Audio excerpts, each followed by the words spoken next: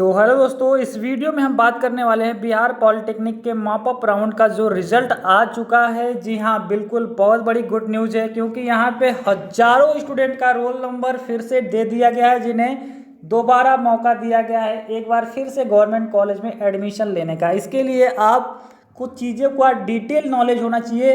दौड़ भाग के भागा दौड़ी में गड़बड़ी नहीं करेंगे आप। पहली चीज़ क्या है कि आपको वेबसाइट पे आनी है, कौन कौन से डेट्स में किसे जाना है, कितने बजे जाना है, क्या लेकर जाना है। ये सारी चीज़ें जब रिलैक्स माइंड से आप कंसंट्रेट होकर जाने रहेंगे, फिर काम करने में आपको ज़्यादा आसानी होगी। नहीं तो पता चला आप सेंटर पे गए, आपको वापस आना पड़ा, आपके पैसे भी ज़्यादा लगेंगे और आपका प्रॉफिट भी नहीं हो पाएगा। ठीक है, तो शुरू से मैं आपको एक एक चीज़ें वन बाय वन समझाऊंगा। आराम से समझना पूरा डिटेल, क्योंकि बहुत सारी चीज़ें न्यू हैं जो आपको जानना जरूरी है। सबसे पहले आप इस ऑफिशियल वेबसाइट पे आ जाएंगे BCE के, और यहाँ पे एक शो हो रहा होगा आपको PDF के फॉर्म में नोटिफिकेशन PE, जो कि आपको देखना है। ये 11 तारीख को रिलीज हुआ है, इसी को आपको डाउनलोड करना होगा, है ना। मॉपअप राउंड का ये काउंसलिंग है। अगर आपका इंग्लिश में होगा तो यहाँ पे मॉपअप राउंड शो हो रहा होगा। चलिए हम इसे क्लिक करते हैं, और क्लिक करने के बाद इस PDF को डाउनलोड करते हैं।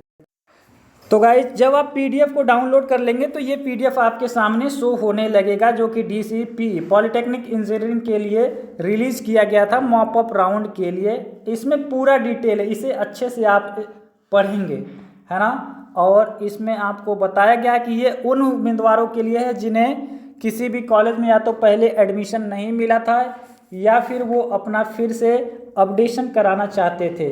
बिल्कुल कैटेगरी वाइज मिला है। और ये सारा कार्यक्रम कहाँ पे होगा? ऑफलाइन होगा। और ये एड्रेस आप लिख लेना, क्या IMS भवन पटना हवाई अड्डे के, देखो ये एड्रेस है, यहीं पे आपको जाना है। IMS संघ भवन पटना हवाई अड्डे के निकट पटना 14 में आयोजित होगा, यहीं पे आपको जाना पड़ेगा। लेकिन आपको समझना है कि किस डेट में जाना है ना। तो पाठ्यक्रम समूहवार, कोटिवार, मेगा सूचियाँ निम्नलिखित है, नीचे दिया गया है। आप अपनी सीट का मिलान पहले करेंगे कि आप मेरिट लिस्ट में आए हैं या नहीं। PE के लिए ये ओपन कैटेगरी से है। और इसमें एक चीज़ ध्यान देना है कि आप कंफ्यूज नहीं होंगे।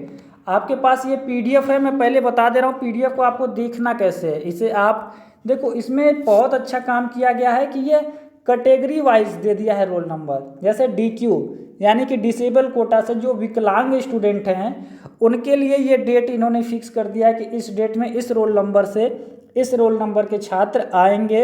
यानी कि 20 तारीख से आपका पूरा कार्यक्रम स्टार्ट हो जाएगा सुबह 10 बजे से, है ना। 10 बजे से 5 बजे तक होगा। लेकिन आपको इसमें मैच करना चाहिए, आपका रोल नंबर अगर इसमें है तो ठीक है। दूसरी बात, अगर आपका कैटेगरी ओपन से है, अनरिजर्व है, या EBC है, SC ST है, तो वो नीचे दिया गया है, उसका टेंशन नहीं है। जैसे ये सब कैटेगरी आप देख रहे हो, कैटेगरी अनरिजर्व है, अनरिजर्व का बहुत सारा रोल नंबर दिया गया है। तो और डेट भी अलग दिया गया है, किसी को 25 को बुलाया गया है, किसी को 26 को बुलाया गया, मतलब 20 तारीख से आपका पूरा सिस्टम स्टार्ट है। समझ में आई बात? मैं बात कर रहा हूँ कि आपको अब इसमें रोल नंबर मिलाने में दिक्कत आने वाली है, लेकिन उसका आसान सा तरीका है। आपके PDF में एक सर्च बार होगा, वहाँ से आप सर्च करेंगे। देखो ये सर्च बार है, अगर आपके पास नहीं है तो आप सर्च बार में देख लीजिएगा। यहाँ से मैं रोल नंबर टाइप करके सर्च कर लूँगा, क्योंकि मुझे उतना बड़ा PDF सर्च करने की ज़रूरत नहीं है। चलो मैं रोल नंबर डालता हूँ एक स्टूडेंट का, अपने 11 24 64 31। यहाँ पे मैंने रोल नंबर डाला और ये सर्च किया, तो देखिए यहाँ पे रोल नंबर मैच कर गया और ये शो होने लगा। जहाँ पे मैच करेगा आप आसानी से देख पाएंगे कि यहाँ पे ये ब्लिंक हो जाएगा, आपका रोल नंबर मैच होगा तो, है ना। तो आप इस तरीके से सर्च बार में भी सर्च करके यहाँ से खोज सकते हैं अपना, या तो आप अपना मिलान कर लीजिए कैटेगरी वाइज। तो दोनों ऑप्शन है आपके पास। मैंने यहाँ पे सर्च करके खोज लिया इस स्टूडेंट का, जो कि किस डेट में था, 20 तारीख को इन्हें बुलाया गया था, और इनका रोल नंबर यहाँ पे मैच भी कर गया, DQ कोटा से थे। अभी इसमें बहुत सारी चीज़ें हैं कैटेगरी वाइज, आप अपना अब रोल नंबर मिलाना सीख गए हैं आप, बिल्कुल। अगर हम इस PDF के नीचे आएंगे, जो कि इंस्ट्रक्शन स्पेशली आपके लिए दी गई हैं, वो आपको जाननी ज़रूरी है। ठीक है, PDF को और नीचे लाते हैं, जो मेन आपके लिए गाइडलाइन जारी किया गया है कि कैसे क्या क्या करना है। EBC वगैरह का देखो नीचे दिया है है ना, SC ST का भी देखा है। तो आप अपना BC कोटा का भी है, BC में भी बहुत सारे डेट्स में है। तो ये लगभग देखिए आपका जा कहाँ तक रहा है, 20 से स्टार्ट होकर पूरी काउंसलिंग में बता दूँ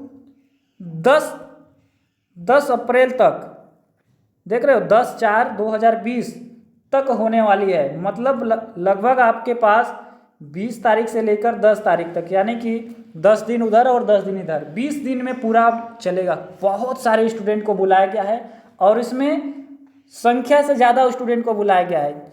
मान लो एक सीट है, एक ही स्टूडेंट को बुलाया गया, अगर वो नहीं आएगा तो फिर पूरा सिस्टम खराब हो जाएगा। इसलिए एक सीट है तो वहाँ पे 2 स्टूडेंट 3 स्टूडेंट को बुलाया गया है कि किसी के पास डॉक्यूमेंट्स में कोई कमी होती है तो भाई उसका गया काम, है ना, इस तरीके से। अब आपको मैं मेन जो इसके गाइडलाइंस है जो आपको जानने हैं कि क्या आपको किस तरीके से करना है, PDF को आप नीचे पढ़ेंगे और बिना पढ़े कुछ चीज़ें अपनी मर्जी से नहीं करेंगे। स्टूडेंट हैं आप तो आपको मालूम होनी चाहिए एक एक चीज़ें। देखो DCEC 2020 में सम्मिलित पात्रता प्राप्त सभी अभ्यर्थी 17 से पार्षद की वेबसाइट पर जाकर रैंक कार्ड, यानी कि 17 तारीख से जाकर आपको एक रैंक कार्ड दिया जाएगा, वो आप क्या करेंगे, डाउनलोड करेंगे। बात समझ में आई कि आपको रैंक कार्ड डाउनलोड करना है। रोल नंबर, जन्म तिथि डालकर आप क्या करेंगे, अपना काउंसलिंग में रैंक कार्ड निकाल लेंगे। देखिए यहाँ पे दिया जा रहा है कि कार्ड विथ काउंसलिंग डेट निकाल लेंगे। ये आपको 17 तारीख से, स्पेशली ध्यान रखना, 17 से पहले आप नहीं कर पाएंगे, ये आप निकाल लेंगे। दूसरी बात, चौथा पॉइंट आपको समझ में आ गया कि 17 से आपको रैंक कार्ड लेना है। और इसमें बताया जा रहा है कि इस प्रकाशन के अंतर्निहित उम्मीदवारों के नामांकन की गारंटी नहीं है। ऐसा नहीं कि जिसका इसमें रोल नंबर मैच कर गया उसका 100% है कि वो खुश हो जाए कि भाई आपको कॉलेज मिल गया। आपको साक्षात्कार इंटरव्यू के लिए बुलाया गया है। अगर आपके पास सारे डॉक्यूमेंट्स हैं तब मैक्सिमम चांसेस है कि आपको कॉलेज मिलेगा, है ना। अगर किसी स्टूडेंट के पास डॉक्यूमेंट्स की 1% भी त्रुटि हो तो वो दोबारा मौका नहीं देंगे। इसलिए डॉक्यूमेंट्स आप अपना रेडी रख लेंगे। कौन कौन से डॉक्यूमेंट्स मिलने हैं, लेकर जाने हैं, वो भी मैं आपको बता दूंगा। और इसमें एक स्पेशली चीज़ें बताया गया है कि डेली 20 तारीख से जब तक आपका पूरा काउंसलिंग नहीं होगा, कितनी सीट खाली रह रही हैं ये डेली आपको अपडेट्स होते रहेंगे वेबसाइट पे। समझ में आया। और कितनी सीटें उपलब्ध हैं ये भी आप देख पाएंगे। अभी जैसे आपका नज़दीक होगा बोर्ड, आपको एक एक कॉलेज का एक एक सीट, इसको आप अच्छे से पढ़ेंगे, पूरा आपको अपडेट्स कर देगा भाई कि इस कॉलेज में इस ट्रेड में इतनी ट्रेड या इतनी सीट खाली हैं इस कैटेगरी के लिए। चलो 5वां समझ में आया आपको पॉइंट। 6वें में कराया, यदि कोई उम्मीदवार स्वयं उपस्थित नहीं होगा, है ना, यानी अपने गार्जियंस को भेज दे, दूसरे को भेज दे या डॉक्यूमेंट्स प्रस्तुत ना करे तो वो अपना क्या कर देगा, खो देगा सीट। आपको खुद जाना होगा, गार्जियन के साथ जाओ अच्छी बात है, लेकिन आपको भी जाना जरूरी है। चलो 7वें पॉइंट्स में, उम्मीदवार को नामांकन हेतु चयनित होने के लिए विवरण पुस्तिका में अंकित सभी शर्त प्रावधानों को संपुष्ट करना अनिवार्य है। मतलब विवरण पुस्तिका आपको मैं दिया था, फिर से मैं अपने टेलीग्राम में फॉरवर्ड कर दूंगा, जिसके पास नहीं होगा डाउनलोड कर लेना। उसमें क्या क्या चीज़ें चाहिए बताया गया है कि ये चीज़ आपको लेकर आनी है ना। तो आप अगर एक भी चीज़ मिस्टेक करते हो तो आप जानो बोर्ड इसके लिए आपको दोबारा मौका नहीं देगा। और 8वां 9वां 10वां पॉइंट जो भी है आराम से इस PDF को मैं आपको शेयर करूँगा, वो आप पढ़ेंगे। जो आपके काम की चीज़ें हैं मैं वो बता दे रहा हूँ कि जहाँ पे आप गलतियाँ नहीं करेंगे। सारे डॉक्यूमेंट्स फटाफट से रेडी कर लीजिए। और डॉक्यूमेंट्स के अलावा आपके पास इसमें किसका किसका रोल नंबर आया है ये भी आपको जानना जरूरी है। जिन्होंने सबमिट किया था अपना कि भाई हम मॉपअप के लिए जाना चाहते हैं, केवल वही स्टूडेंट आएंगे, है ना। ये बात समझ में आई। और ये देखो यहाँ पे जो बताया गया कि विभिन्न संस्थानों में उपलब्ध रिक्तियों का पाठ्यक्रम आरक्षण कोटिवार साक्षात्कार के समय देखी जा सकती है। जो मैं पहले बताया था कि बोर्ड आपको क्या करेगी, मेरिट लिस्ट भी देगी कि किस कॉलेज में कितना खाली है। आप उसका टेंशन मत लेना कि अभी हमारे पास नहीं है तो मिल गया। जब बोर्ड देगी तब आप देख पाओगे, ठीक है। जब बोर्ड देगी तब आप देख पाओगे। अब उसके बाद ये सारे चीज़ आपके पास हार्ड कॉपी होने चाहिए। क्या क्या चीज़ होना चाहिए हार्ड कॉपी में? जो आपका मेन फंक्शन है यहीं पे फंसेगा अगर आपके एक भी डॉक्यूमेंट्स में कोई भी गलती होती है। देखो ये इतना चीज़ याद रखना इसमें से आपको सारी चीज़ ओरिजिनल होनी चाहिए। 12 नंबर के जो ये मेन दिए गए हैं, या तो विवरण पुस्तिका में से देख लेना, ये सारी चीज़ें होनी चाहिए। जैसे आपके पास मूल प्रवेश पत्र, मूल अंक पत्र, है ना, और एडमिट कार्ड, ये सब कुछ इसमें दिया गया है। इसे आप अच्छे से डाउनलोड करके रख लेंगे। ठीक है, चीज़ें समझ में आई। अब आपको बिल्कुल रिलैक्स होकर जाना है। मेन चीज़ें मैंने आपको बता दी है। तो 20 तारीख से आपको जाना स्टार्ट हो जाएगा। आपका किस डेट में है वो आप जानेंगे। इसके अलावा 10 अप्रैल तक, यानी कि 10/4/2021 तक ये मॉपअप चलेगा। तो घबराइएगा नहीं कि पहले मेरा ही हो गया, 1-2 दिन बाद होता है तो और अच्छी बात है। आपको सारी चीज़ें मैंने डिटेल में बता दी हैं, कैसे कैसे क्या करनी है। इस पीडीएफ को एक बार खुद से भी पढ़ लेना ताकि आपको अच्छे से नॉलेज मिल जाए।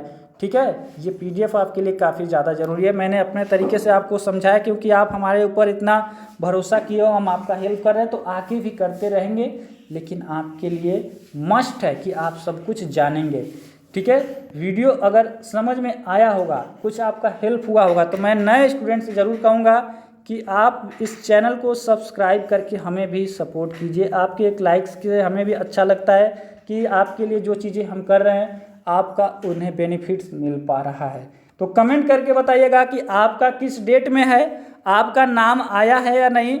और भी जो हेल्प हो पाएगा मैं करूँगा। और आपके जो भी विचार हैं कमेंट सेक्शन में शेयर करना ना भूलिएगा। चलिए, ऑल द बेस्ट है। गॉड से मेरी यही प्रे है कि आप सभी का अगर नाम आया है तो इस बार 100% आपका एडमिशन हो जाए। चलिए, वीडियो को मैं एंड करता हूँ। कमेंट सेक्शन में अपने जवाब देना ज़रूर